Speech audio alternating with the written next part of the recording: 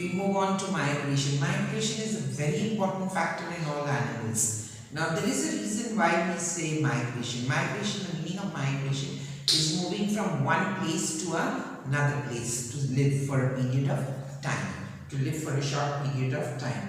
Migration is the large scale of movement of animals. They move from warmer, colder climates to warmer climates, okay. So where there is cold, they move from there and they go to warmer areas, regions. They are known to have moved great distances. These migration takes place and they move for very great distances. Within the end of winter, they return back to their original homes. Now the reason for this movement, there are three various reasons for this movement. One is they move in search of food and shelter, and the second is to escape the hard conditions, the harsh weather conditions, and the third is to reach the respective breeding ground. So some of them go to warmer climate to breed. They breed means they lay their eggs in the warmer climate, or they hatch their babies. Now the salmon fish. The salmon fish lives in the sea. The salmon is a very funny fish. It lives in the sea, but when it is time for it to go with the cold, it moves out of the sea and it goes up to the river. It goes and migrates to fresh water rivers. Now they don't go to any kind of rivers, they only migrate to fresh water rivers, and in order to lay their eggs. Now there is one thing very peculiar. The salmon fish, it spawns. Laying of eggs is called spawning. The laying of eggs is called spawning. It spawns, one salmon fish spawns about 1,000 eggs, and then it gets so tired that it dies. So all the salmon fish, first of all, they swim against the current. So the water is coming downwards, these swim upwards. They swim against the current, and then they reach the top and then they spawn. And when they spawn, they all die. They do not live. The eggs hatch and new babies are come alive. These new babies swim back down the river and into the sea, and they live there, and then again when they grow, they come back again to spawn. So this is a kind of a cycle. The younger ones swim back to sea, and then later on they come back again to spawn. Locusts. Locusts is they are like grasshoppers, but they are a little bigger and fatter in size, and they eat crops. They eat the crops. They can eat at a very great speed. In just an hour, they can eat up all the leaves of the crop. All the leaves of the crop they can eat up. You will only find a stalk in your farm, in your land. They move in swarms and they settle on ready crops. So they settle on the crops that are ready and they destroy it. We have the monarch butterfly. Now the monarch butterfly is another very, very famous butterfly. It flies from Canada. Canada is a very cold country and the monarch lives in Canada. But in the winter it flies from Canada, and believe it or not, it flies all the way to Mexico. It flies to Mexico during the winter season. So it stays in the warm Mexican climate in the winter. This migration is almost common seen in birds also. The Arctic bird, which is called a tern. The tern covers about 35,000 kilometers. So that is 35,000 kilometers. The tern. It flies from the Arctic and it travels from the Arctic to the Antarctic in the winter. So from the Arctic it flies down to the Antarctic in the winter, and it flies the same distance, that is 35,000 kilometers. It flies back to return to its habitat in the Arctic. The European stork. There is the European stork. It travels to Africa at the onset of winter and it returns back before at the beginning of spring. So the stork, it travels all the way to Africa and it returns back at the beginning of spring. In Indian winters, we see plenty of migratory birds from the northern part of the world, such as Siberia. In fact, the Siberian crane, there is the Siberian crane which is very famous, and it flies thousands of kilometers during the migratory phase. During migratory phase, it flies thousands of kilometers and it comes to India, and then it flies back again. It is not easy to understand how these birds migrate, how these animals move. We don't know, we have no idea, not much of their migratory system and how they manage to fly the distance, and they go to the very same place every year and back again. Now they find their direction and they go of their chosen places. And how they choose this place? Some animals, when they are flying, they rely on the current, the sea current, the current that is developed by the waves of the sea. They fly with the current, and others use the rays of the sun. Some of them follow the rays of the sun to orient themselves, and that is how they go from one place to another. So you have your key vocabulary where you have the meanings of habitat, terrestrial animals, aquatic, amphibians, arboreal, aerial, what is hemoglobin, and what is migration.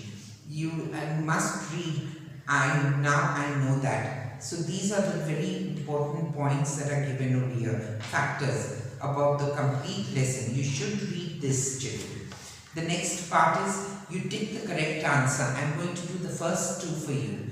The first one, which of the following are herbivores? So you have been given 4 different animals. You choose the right one. So the first one I'm doing for you. The horse is a herbivorous animal. What are sharp curved claws called? The sharp curved claws of a bird is called a talon. So the rest you can do for yourselves as homework. You have to match the 2 columns. You have 2 columns. The first one is birds of prey. So birds of prey are birds that feed on animal flesh. Birds like the hawk, the eagle that feed on animal flesh. These birds are called birds of prey. The second one is proboscis. The proboscis is very special. It is long, thin, mouth-like tube. It has a long, thin, mouth-like tube which it inserts into the flowers and it sucks the nectar, which I told you earlier on, which the butterflies have. So the next 3, 4 and 5 you can do on your own. You have to write true or false for the statements. The first statement, the body parts of animals are formed to the type of food they eat. False. The body parts of the animals are formed according to their movement, not according to the food that they eat. So that answer was wrong. You have insects. You have a complete table of animals over here on page number 33 of your book. Now this table you have to complete. I'm doing the first one for you. Dog. Dog is an omnivorous. A dog eats grass and a dog eats vegetables also, and a dog eats flesh. The movement of dogs is done on 4 limbs. The dog moves on 4 limbs, and the breathing method the dog has is lungs. So you can do all the rest of them. You can do fish, you can do dolphin, insects and snakes. Answer the following questions. Explain the respiratory process of insects. Now you know how the insects breathe. They breathe through spirals. They breathe through spirals which form a network, and the spirals take in the air and they breathe in the oxygen and they throw out the oxygen through the spirals. What is migration? You have to give 3 examples of the animals that migrate. So you have the animals that migrate. You have the great, in the migratory, you have the Siberian crane that flies to India. Then you have the tern, you have the monarch butterflies. So you can give 3 examples accordingly. Look into your book and you will find the 3 examples and you can write them. How have the forelimbs of the following birds evolved? Pigeons, the forelimbs of the pigeons, the forelimbs of the pigeon, the behind are the legs, the feet of the pigeon, and the front are called the wings. The bats The bats also have the same ones. The front are webbed and they use them to fly. Then the emu wings are very short and they are of not much use. They cannot fly, but they just have it to keep them they use their wings just to flap it at times and to jump up at a little height, to give them a very little flight, to give them a little flight. Sometimes you see an emu, it jumps and it jumps onto a fence. So that means that little flight. So these little wings help them to fly. Then you have to explain the role of blowholes in the whale. What does a blowhole do? A blowhole is the hole that is in the head of the whale, and the whale comes up and breathes through that hole and takes in the air, and it breathes out the water that it already had in its body, which has got carbon dioxide. So when you see a dolphin through the hole, you will see a spout of water coming out from the blowhole. So that is the oxygen that it is throwing out, the carbon dioxide that is being thrown out with the water, and it breathes in the air and takes in the oxygen from the air that it was breathing. Explain the respiration process in insects. That is there. You can go to the respiration and it is over there in your book. And so you can write the process of respiration. You have respiration in all kinds of animals. If you turn to page, it is for the process of insects. So in insects you have it over here.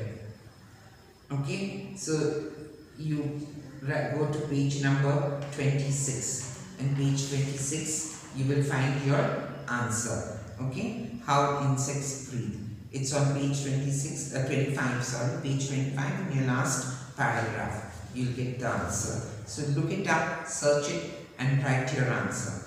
You conducted research, and now here is a very nice thing. They've given you 6 points and they've asked you to conduct a research on a particular bird sanctuary in your neighborhood or wildlife sanctuary reserve. You can write about a wildlife reserve or you can write about a bird sanctuary. Wildlife reserves are where animals live, and sanctuary is means where the birds live, the habitat of the birds. So I'm just doing this one for you. I'm giving you an example.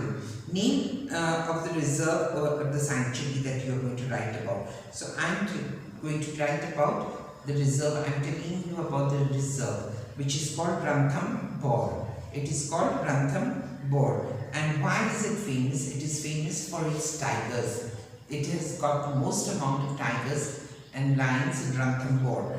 And these, and also there are other animals like deers and crocodiles. When is the best time to visit? The best time to visit Ranthambore is January and February. Which is the nearest important town? The nearest important town is Jaipur, because Ranthambore is in Savai Madhopur. So Jaipur is the nearest town. What is the do's and don'ts? The do's and don'ts is that you do not have to travel alone in the core area, and you have to travel during the allotted hours. You can go to see the tigers during the allotted hours. You do, and then there are other don'ts. You do not get out of your vehicle. You do not try to feed the tiger or the animals, or you do not go close to the animals. So this is your do's and don'ts. So actually I am done with this lesson. So please continue and do the exercises in your notebooks and complete it. Okay, this is what you have to do. So you have a fact file also in the everyday life. You have a fact sheet. So you can write a fact sheet on anything, on any type of animal, the physical features of the animals, the way the animal moves, the feeding, the eating habits, its migratory habits. You can write any other interesting information. So you can complete that also on page 34. It is like your fact file on reserves and sanctuaries. Okay, but this is on a particular animal. Thank you, children, and I will see you later.